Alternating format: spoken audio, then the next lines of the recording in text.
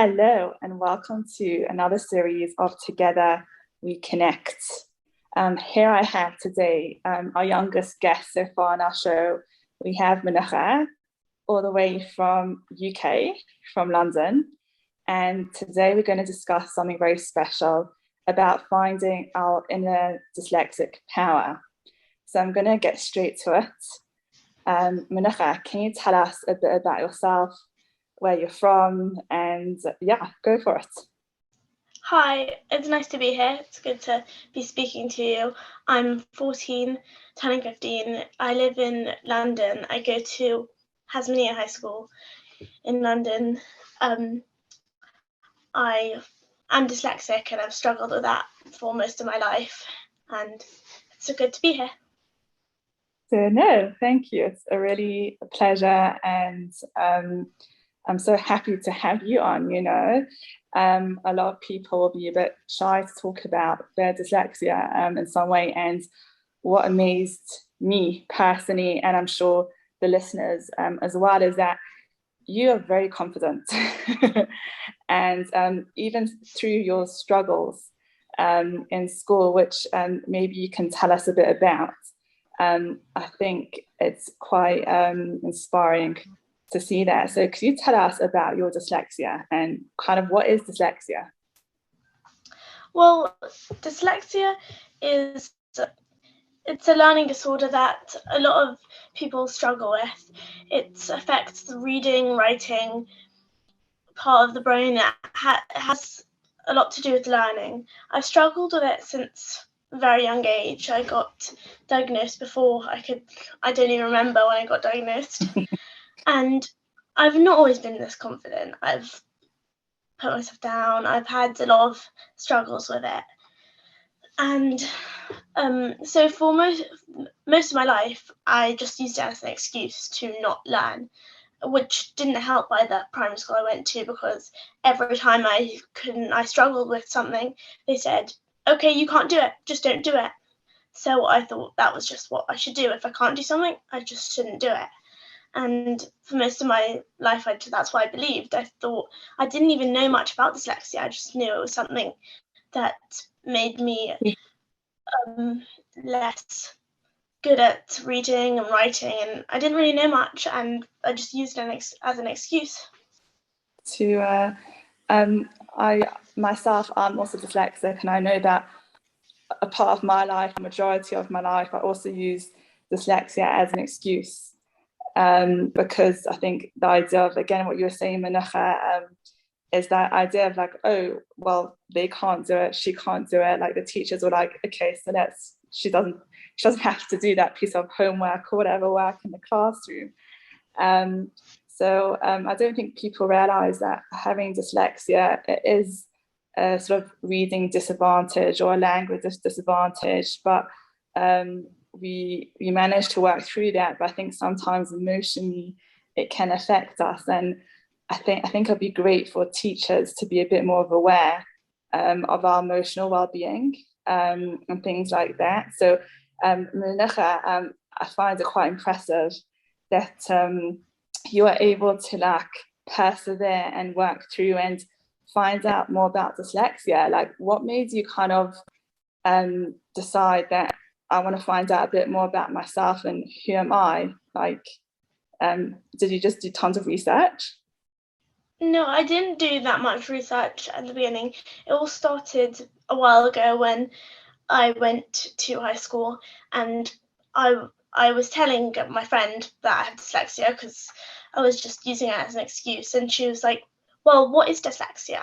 And I tried to explain it, and then I realized, wait, I don't even know what I have. I don't know what is going on with me or in my brain, I struggle with, what I'm good at. So I decided to just research. I just literally Googled dyslexia. What is it? How do you do it? I watched a few videos, and I really learned a lot about myself and about how I learn and how I struggle. And I have some advantages. Like, for instance, I learned that in a dyslexic person's brain, you can see like in 3D. It's kind of a superpower, because most people think in either words or pictures, but dyslexics think in both. And we can kind of visualize a 3D image in our brain. So that's why we get mixed up with like P's and Q's or B's and D's, because our brain just flips it around. So we just it. So it can be, it can make, we can struggle with that because we mix it up, and then people think, oh, you're just stupid. You can't tell the difference.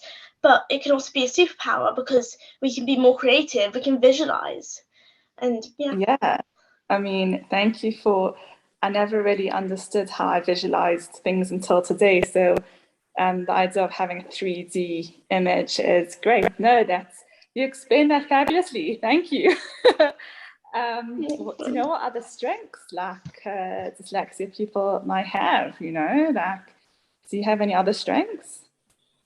Well, dyslexia, most people think it only affects the learning and writing, but it also affects like stress and anxiety, much higher levels of anxiety in dyslexic people because of loads of the inner workings of our brains, but also can make you more emotionally intelligent. Like you can pick up on other people's feelings that most people just don't notice or don't realize. I find like when someone enters a room and they're either like a bit upset or they're a bit distant, and other people might not pick it up, but straight away, like, I don't know, I feel like we've got these secret antennas. I don't know, am I saying it right? I'm not sure. Yeah.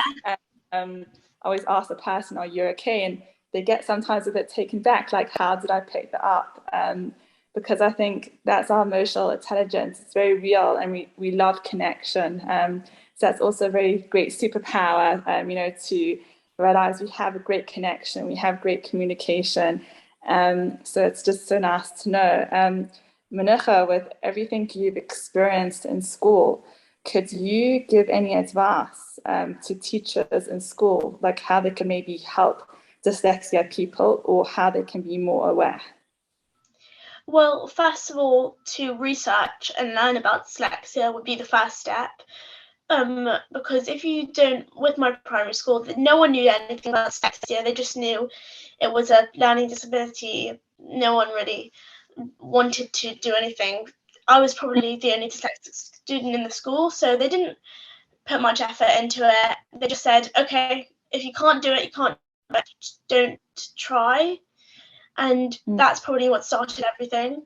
So I think also don't put down the students. If they don't want to do it because it's really hard, then don't force someone to do it, but also encourage them to try.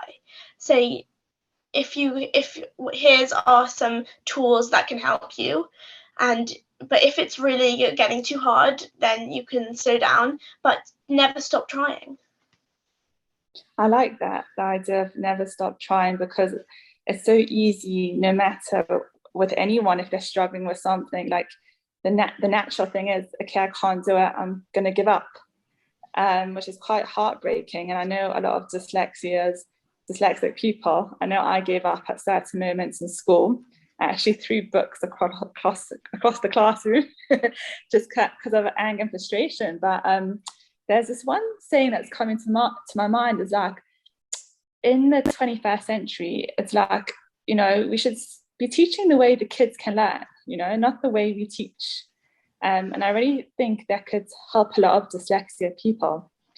Menucha, I heard that you write some articles here and there for the local newspaper in London. Wow. First of all, that, like, to be able to have the confidence, especially like if you're dyslexic, to write articles and things like that can be quite tricky. So first of all, well done for that. And second of all, can you tell us a bit how you have the confidence to do that? Well, it's all about having a good support system. Like, for instance, when I wrote my first article, I was so nervous. I got all my family to check it over, make sure there were no spelling mistakes or grammar mistakes, which I usually slip up on.